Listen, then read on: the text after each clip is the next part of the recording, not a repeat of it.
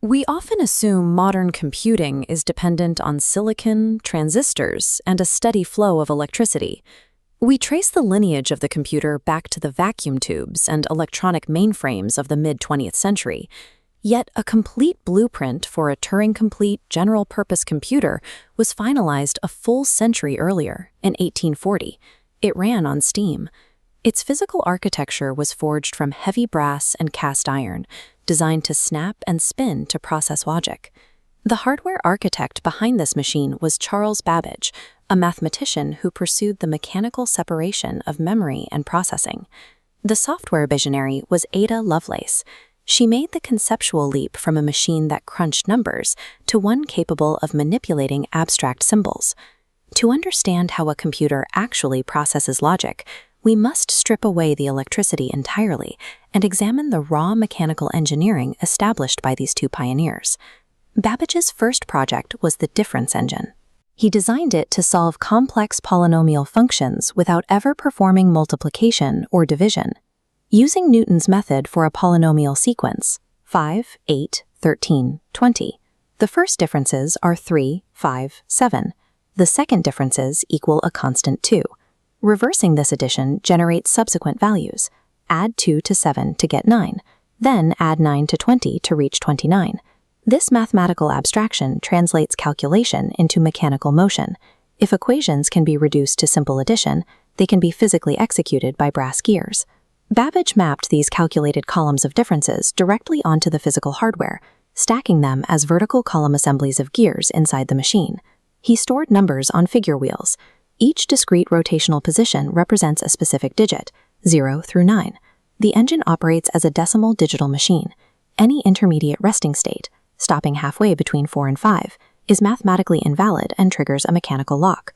To prevent data corruption, Babbage employed mechanical pulse shaping. During the cycle, a metal wedge forcefully slides between the gear teeth.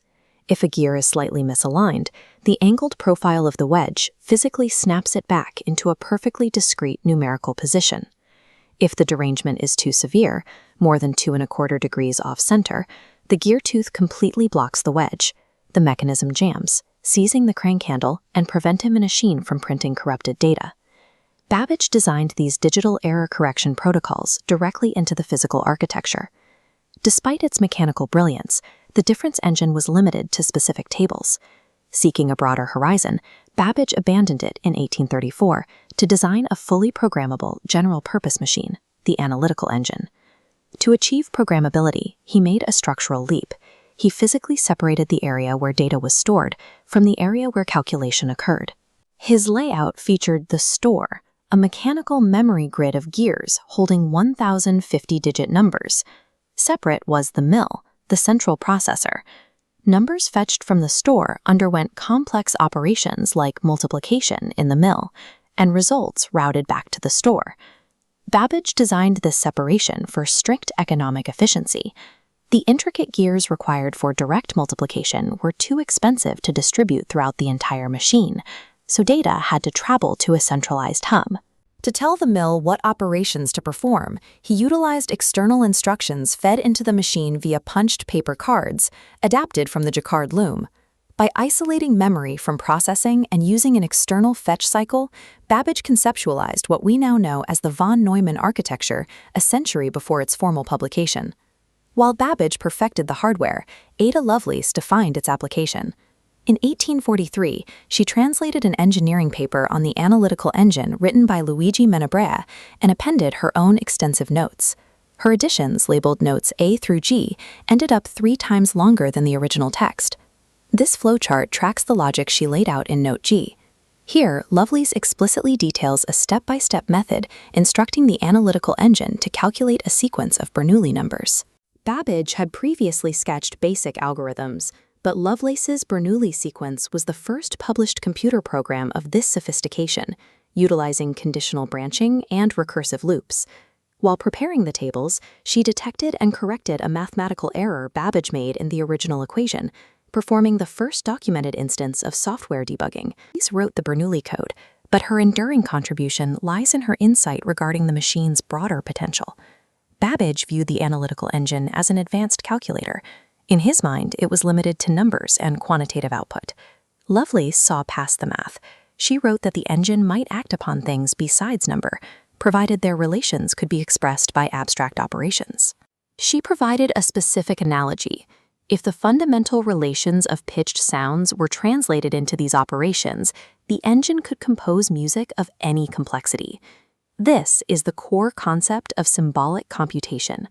Numbers inside a machine do not have to represent quantities. They can act as symbols, like representing letters or musical notes or logic states, manipulated according to rules. That realization marks the transition from a calculator to a general-purpose computer. It is the moment software was conceptualized. The blueprint was sound, and the logic was clear. Why didn't the Victorian computer revolution happen? A long-standing historical assumption claimed that 19th century manufacturing lacked the precision to build gears capable of executing Babbage's complex calculations.